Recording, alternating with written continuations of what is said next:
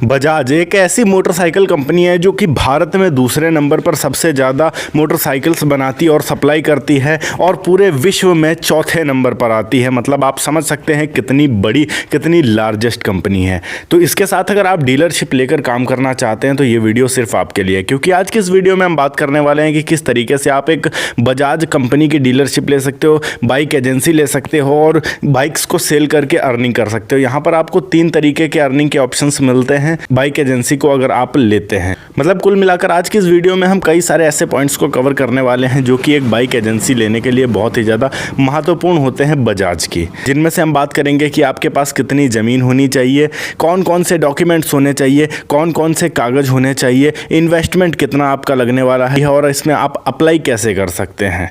Hello and welcome friends, मेरा नाम है अनूप सिंह और आप देख रहे हैं आपका अपना यूट्यूब चैनल। इसी तरीके से और भी एजुकेशन से रिलेटेड वीडियोज़ को देखने के लिए इस चैनल को अभी सब्सक्राइब करें और हाँ, साथ में आने वाले बेल आइकन को भी प्रेस कर दें ताकि आप किसी भी लेटेस्ट वीडियो की लेटेस्ट अपडेट मिस ना कर सकें। So let's get started. चलिए सबसे पहले हम बात करते हैं कि बाइक एजेंसी लेने के लिए आपके पास ज़मीन जो है वो कितनी होनी चाहिए। तो ज़मीन की अगर हम यहाँ पर बात करें तो सबसे पहले तो आपका वर्किंग एरिया जो होगा वो कम से कम 2000 स्क्वायर फीट का होना चाहिए। प्लस यहाँ पर आपको एक पार्किंग एरिया चाहिए होगा जहाँ पर आप डीलरशिप लेंगे उस जगह पर, क्योंकि जितने भी कस्टमर्स आएंगे उनको पार्किंग के लिए भी जगह चाहिए होगी, अपनी बाइक या फिर कोई भी गाड़ी लेकर आएंगे। इसके अलावा आपको उसी सर्विस सेंटर भी अंदर शुरू करना पड़ेगा जहां पर आप डीलरशिप लेंगे उसी के अंदर। तो सर्विस सेंटर के लिए भी कम से कम 1000 स्क्वायर फीट ज़मीन की रिक्वायरमेंट होगी।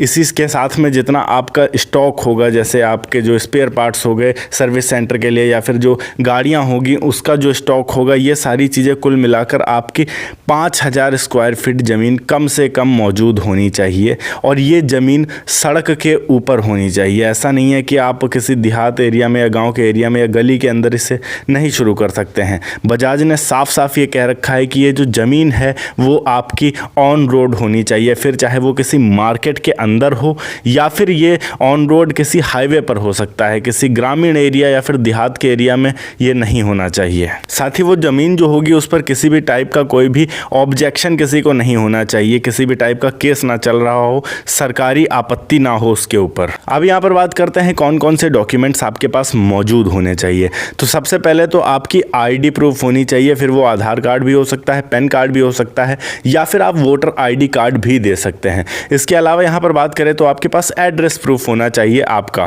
कि आप भारतीय नागरिक हैं और इस जगह पर रहते हैं। एड्रेस प्रूफ में आप अपनी इलेक्ट्रिसिटी बिल दे सकते हैं या फिर अगर आपके पास है तो आप राशन कार्ड भी दे सकते हैं। इसके अलावा यहाँ पर आप 10th पास होने चाहिए जिसका सर्टिफिकेट मौजूद होना चाहिए आपके पास। इसके अलावा यहाँ पर आपके बैंक की पासबुक आपके पास मौजूद होनी चाहिए। प्लस यहाँ पर साथ में एक मोबाइल नंबर और जीमेल अकाउंट भी आपके पास होना चाहिए। साथ में जो आपकी वो ज़मीन होगी उस ज़मीन के सारे डॉक्यूमेंट्स कंप्लीट होने चाहिए। और अगर आपकी खुद की ज़मीन है तो डॉक्यूमेंट्स होने चाहिए, बट अगर नहीं ज़मीन है, आपने लीज़ पर ली है तो उसका जो लीज़ एग्रीमेंट है वो आपके पास मौजूद होना चाहिए। अब यहाँ पर आपको ज़्यादा टेंशन लेने की ज़रूरत नहीं है। अगर आपके पास इतने डॉक्यूमेंट्स कंप्लीट हैं तो ये जो कंपनी वाले हैं वो खुद आपको ट्रेनिंग देंगे। आपके पास जितने स्टाफ्स काम करेंगे उनको ट्रेनिंग देंगे, बाकायदा उनको बताया जाएगा कि किस तरीके से आपको काम करना है, किस तरीके से कस्टमर्स को हैंडल करना है, कौन कौन सी चीज़ें आपको करनी पड़ेंगी।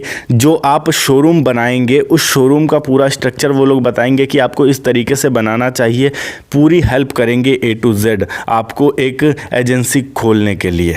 चलिए यहाँ पर बात करते हैं कि अब यहाँ पर आपका इन्वेस्टमेंट कितना जाने वाला है। इन्वेस्टमेंट की बात करें, सबसे मुख्य चीज़ स्टेट या नेशनल हाईवे पर कम से कम 5000 स्क्वायर फीट या फिर अगर आप किसी शहरी एरिया के अंदर लेते हैं कम से कम 5000 स्क्वायर फीट ज़मीन, तो आपको उस ज़मीन की कीमत बहुत महंगी पड़ने वाली है। तो सबसे मेन चीज़ तो ये है, अगर आपके पास ज़मीन मौजूद है तो आपका इन्वेस्टमेंट आधा हो जाएगा, क्योंकि आधी इन्वेस्टमेंट तो कम से कम ज़मीन में ही लग जाएगी, 40 से 50 लाख रुपये मान के रख लीजिए। दूसरी चीज़ स्ट्रक्चर जो आपको बनाना होगा शोरूम का, इसमें कम से कम 20 से 25 लाख रुपए आसानी से इन्वेस्ट हो जाएगा आपको पूरा स्ट्रक्चर बनाने के लिए। अगर आप छोटा स्ट्रक्चर बनाते हैं तब की बात है, अगर बड़ा स्ट्रक्चर बनाते हैं, बड़ी एजेंसी टाइप खोलते हैं, फिर तो आपका वहाँ ज़्यादा इन्वेस्टमेंट लगने वाला है। बट नॉर्मली अगर छोटा मैं बात करूँ तो 20 से 25 लाख रुपए तब भी आसानी से लग जाएगा अगर आप एक शोरूम खोलते हैं अच्छे से। इसके अलावा यहाँ पर अगर हम बात करें तो कंपनी आपसे ब्रांड सिक्योरिटी अमाउंट लेती है, वो कम से कम 5 लाख रुपए तक हो सकता है। प्लस यहाँ पर आपको स्टॉक लेना पड़ेगा, जो गाड़ियाँ होंगे कम से कम 20 से 25 लाख रुपए की गाड़ियां तो आप रखेंगे ही स्टॉक में अपने आइटम्स को, प्रोडक्ट्स को, माल को। प्लस यहाँ पर जो स्पेयर पार्ट्स होते हैं वो भी कम से कम 8-10 लाख रुपए आपको इन्वेस्ट करने करने पड़ेंगे, स्टाफ का खर्चा, कुल मिलाकर 1 से 1.5 करोड़ का इन्वेस्टमेंट यहाँ पर आपका आने वाला है अगर आप बजाज कंपनी के बाइक की डीलरशिप लेते हैं। और इसमें अगर हम अर्निंग की बात करें तो वो डिपेंड करता है कि आप कितनी बाइक्स सेल करते हो। यहाँ 3 ऑप्शन आते हैं आपके अर्निंग के। पहला ऑप्शन आता है बाइक सेल करने पर, यहाँ पर आपको 2 से 3% का कमीशन मिलता है। सपोज दैट पल्सर बाइक है जो 1 लाख रुपए की बिकती है, तो आपको एक बाइक बिकने पर लगभग 3,000 रुपये तक का कमीशन मिलता है। प्लस यहाँ पर अगर हम बात करें कि वो बाइक फाइनेंस पर बिकती है तो उसमें फाइनेंस कंपनी जो बजाज ऑटो फाइनेंस होती है उसके तरफ से आपको 2 से 3% का कमीशन मिलता है। ये मान के रख लीजिए अगर कोई बाइक फाइनेंस पर बिकती है तो आपको 5 से 6,000 रुपये मिलेंगे प्रॉफिट। अगर कोई बाइक कैश में बिकती है तो वहाँ पर आपको 3 से 4,000 रुपये मिलेगा। ये सिस्टम होता है बाइक का। इसके अलावा अगर हम बात करें दूसरा अर्निंग का सोर्स होता है वो होता है सर्विस। अब जितने भी बाइक्स आपने सेल किए हैं वो हर मंथ सर्विस होंगे। ये मान के रख लेते हैं 50% बाहर करवा लेंगे लोग, तो 50% फिर भी ऐसे होते हैं जो कि एजेंसी में ही सर्विस करवाते हैं जाकर। तो आपके यहाँ पर सर्विसिंग के वजह से भी अच्छी खासी अर्निंग होती रहेगी टाइमली।